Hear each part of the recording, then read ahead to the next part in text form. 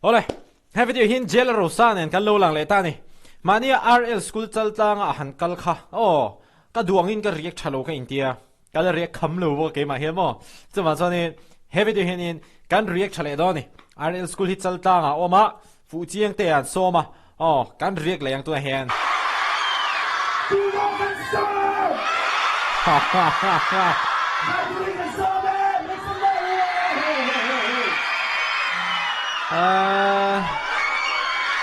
Puya ni tro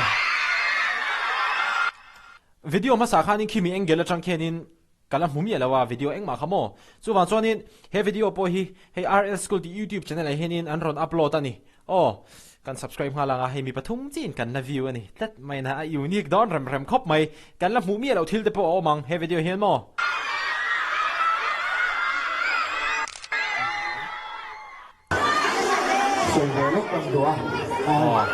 nu để pha thì phải mua là sau bó trà hậu tết là sưởi đủ số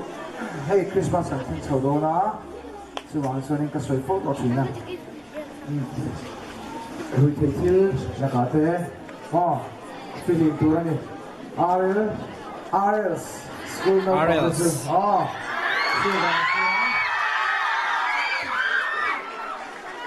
ít chuyện cái con thứ gì rồi tổ chức con ăn lẩu sâu mấy cái số mà sẽ đủ nhiều lẩu sâu chắc mày khi tiếng anh xuất hiện tại khi cái riêng na hanin cái đồ hàng cái sẽ chặt thấy rồi mà chỉ không phải là chân thì từ Christmas thêm đặc biệt phân tuổi này thêm đặc biệt phân thầy anh买lẩu số把天đủ đàn sâu lên phân thầy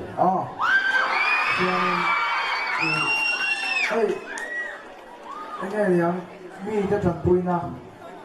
ก็ว่าเฮียนี่นักสัตว์กินเกี่ยวกับเรื่องนั้นไอ้นังนี่จะพอยเรียนต่อเรียนทั้งก็ไอ้พอยเรียนนู่นเป็นละไอ้ก็กัดเตะมั้งส่วนนี้เชื่อเขาจะพอให้ไอ้เราเข้าโบราณพวกอินคลาสสัมผัสคนคริสต์มาสไอ้ส่วนนี้สกูลตัวใหม่ก็ร้อนหรอวะไอ้แต่อินคลาสเขาจะฆ่าอย่างเงี้ยยังผู้ข้อมูลซึ่งมีคำที่ชื่อบริษัทของผมที่หาจับเพื่อนกูอย่างที่ผมหาดีแค่นี้อีกทีน้องชอบดูเนี่ยเอาไว้ในส่วนข้างแบบนี้ผมเอาข้างแบบไม่เอาเจียงขบไม่ได้จังจังนี่คือเราช่วยRL school มิเชลล์มา school ทำอะไรก็แล้วลงมาเลย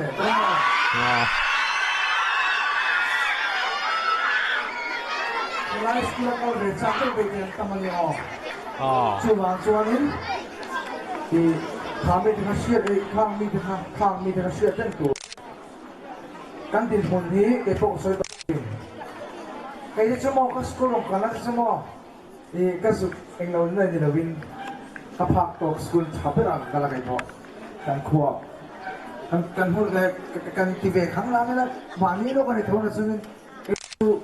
มิเซลสกูลแบบเดียวมิเซลสกูลดิทักกันเนี่ยเรียนการสกูลบางทีโอ้ยครับเดี๋ยว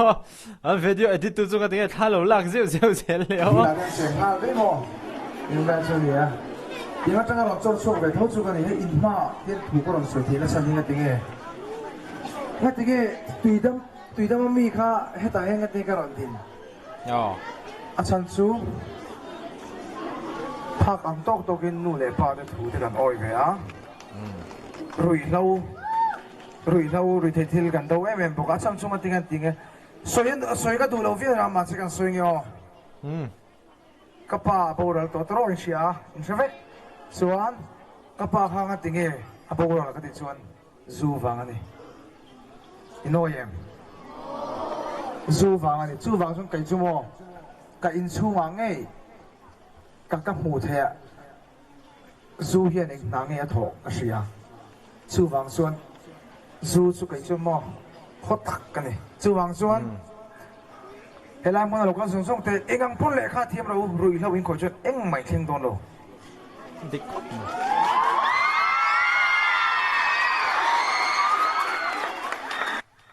เฮ้ยที่ประคัดการสวยดูแล้วก็วิดีโอภาษาเฮียนี่คอมเมนต์ที่ผมดูละ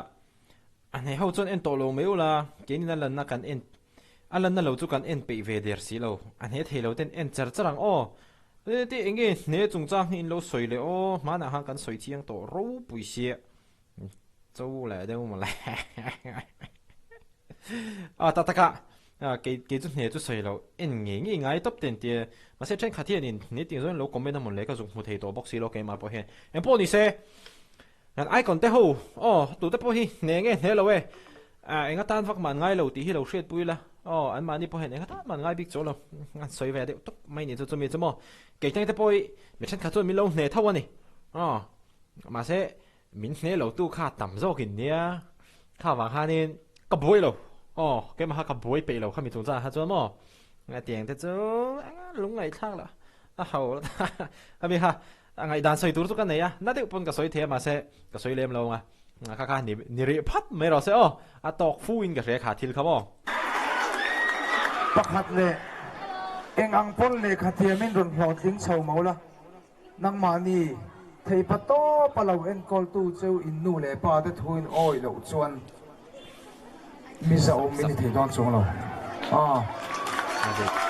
chu bang chuanin i thil kan se thiam vek to nu le pa te poi mo je samo kapa bawrol to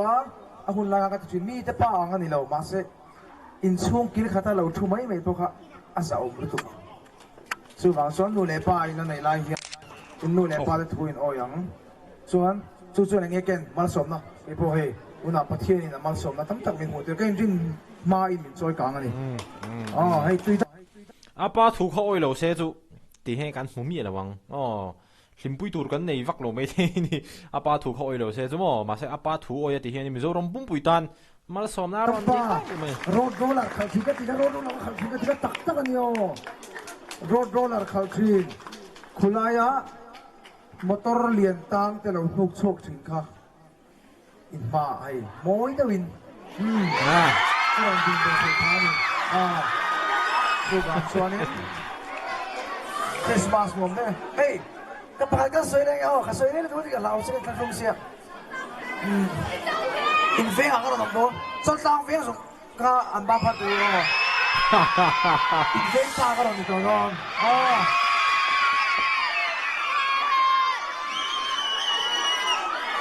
in rin ni ya hianin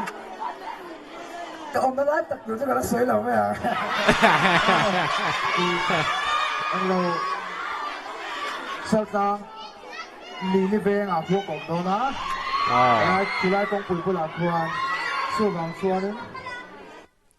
RS school lụt tới join van này khóc mày mò phụ chính thì ông đã nên này khóc mày tin RS school sẽ còn sửa lại đúng không mày chú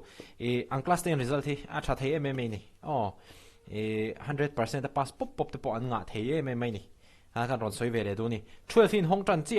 mai rồi chú board exam hi an lam chon lowin ka hre chu wan chonin 12 bi kha chonin hami exam result khala hre thelo ma se class 10 bi ka hi chonin anti thachin khop mai RL school te hemo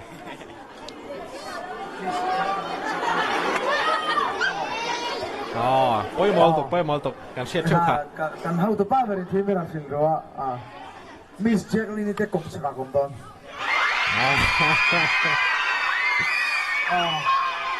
so bang so in jeng pa ka rin todo na ila school po hi ang paljo ka ron kal na sini so jang po takin no mga to Christmas po noam takin kan bang chau don ni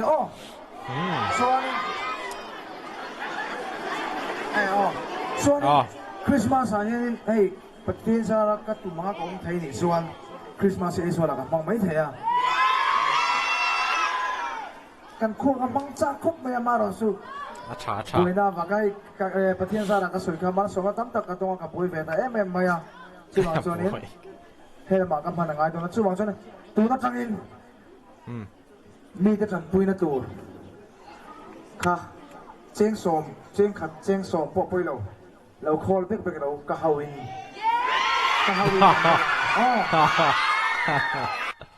acha khop mai Christmas a holo tu chu mo acha chu wang so nin chu lo thei gin le su cái này anh hang anh sang ang le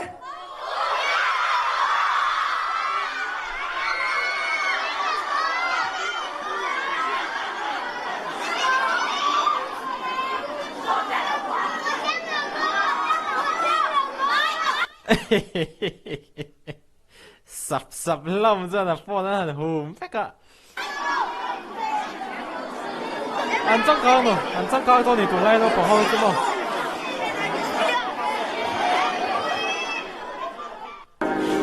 đây mà đi cái riêng nè thế nên mình nói khá tôi cho nên music ở phía chân tụ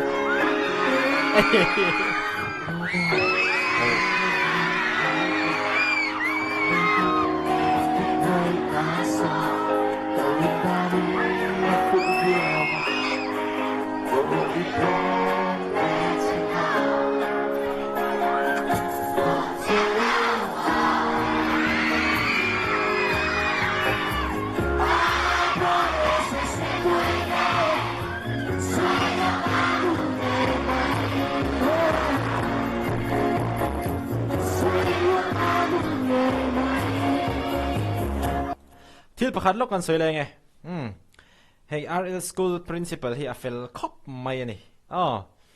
mi then kha chuan in an chadela bi hi riak a hian phalmi alawa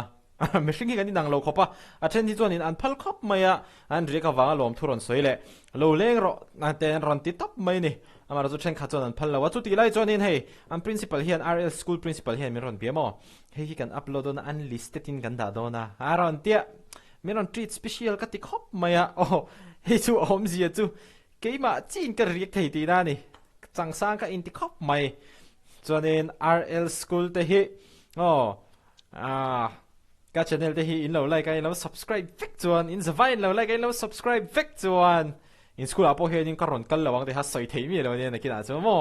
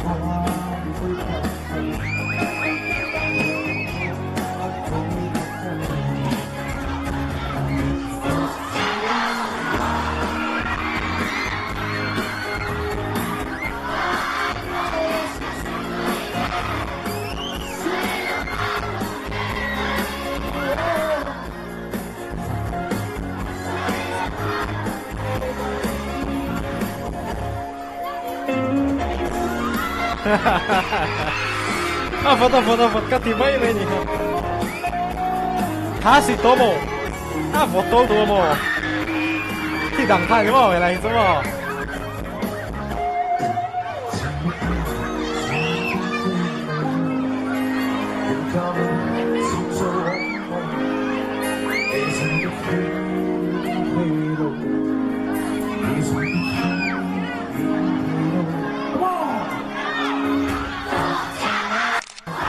ôi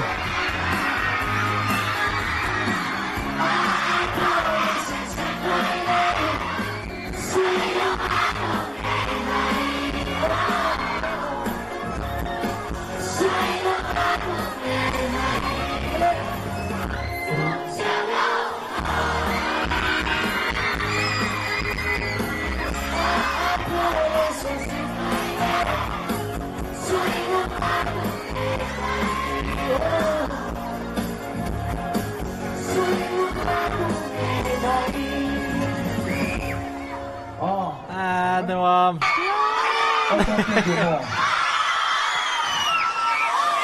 không thì anh nghe đi tới rồi không thì anh thấy là nó bằng hơi bỏ cái lò cái mà thế nùa mà tìm lúc đó anh tin nghe hết tiếng hun lai cho gan hết tiếng ngày tuổi này hết tiếng feel nó cha hiện shit tiếng mà thế ai kan hoi tu den yang masuk ya lom tu lah sulawa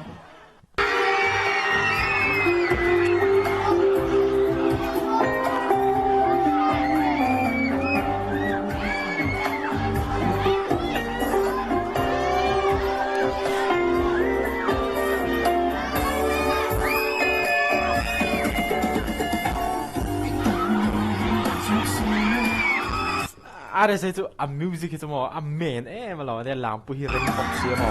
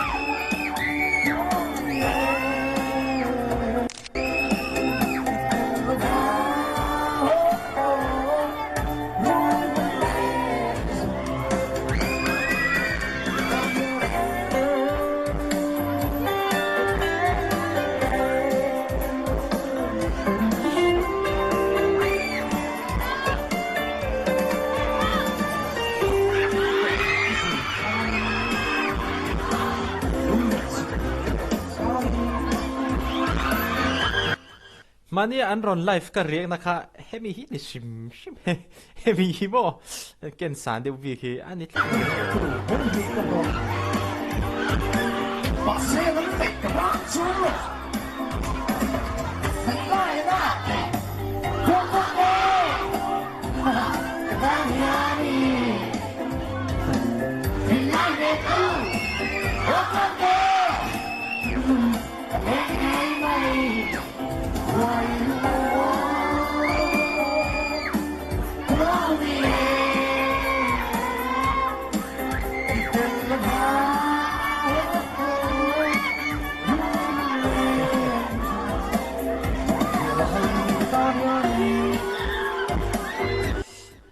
โนปังเขาฮิสเตชันในซอยตะเซนาอติระฮัจนินปุ่มมันสอบมาปอกฮะให้มีการอะไรเห็นโนปังไลสเตชันการอะไรเห็นอเวสักเทียตัวแต่จนินเฮ้ยนู่นเอาล้อมปอดอะไรเห็น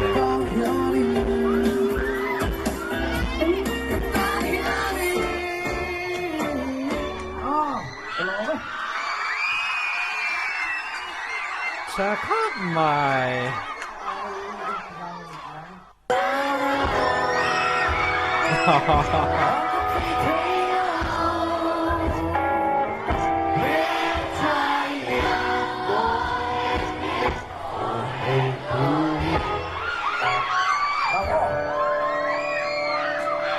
Come on.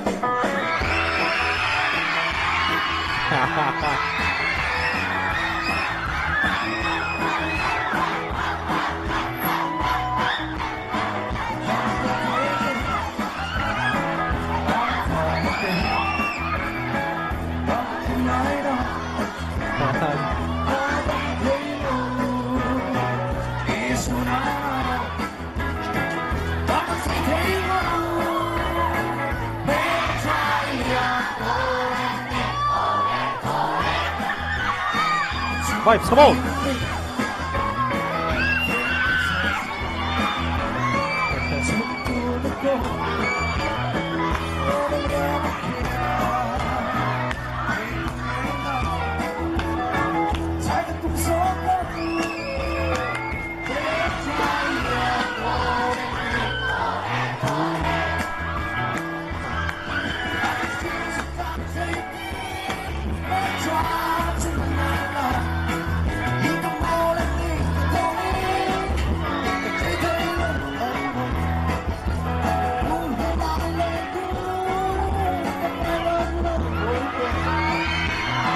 Ew.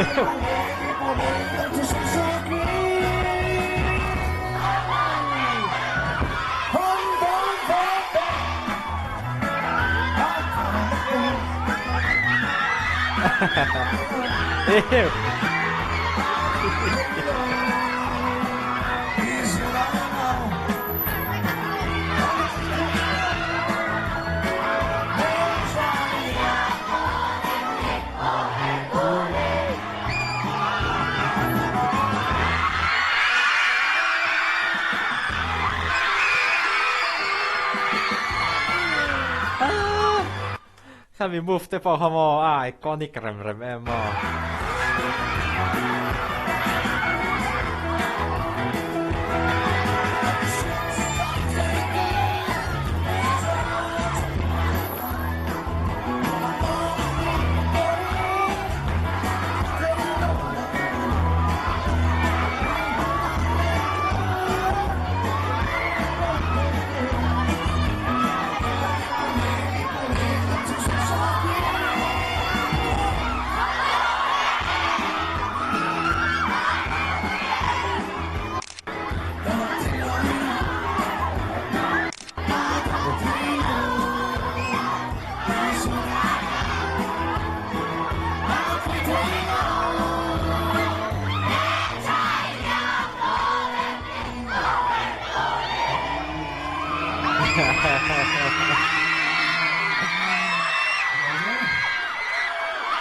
What a very good, nice. A day with Jel Rosa at RL School. Nuam khop mai. Oh, mani hanin ka react thei vak lawa. Si ka react thathawa. Mase ka duang hanin ka react na video kha chiang la tuna a chiang zokin. Oh, ngan react no le nia nuam khop mai khi mi angle zong zong khi tu ma la mu ngai lo nia khi mi angle bi khi mo. Ka inti thei ve khop mai di kha kan ron soi ve le du shrim shrim ani. So itong khanin RL School te hi nia chaltlang an oma an middle school an class 10 exam result hi achathin ani. Hei chu a soi top thei chu wang chuan in lo bel ching du ni pan lo bel ching ula an class 10 exam result hi a that thei ema chu wang chuan in an class 12 exam result lo om tur po hi angai tu om mi lo wang ti kha ka soi ngam tlet mai na le ka ti zong kha tun tuma an react thei chu ni se video le ka in mole cheu don yo Jesmar YouTube Plaza. Oh, what a very good, nice.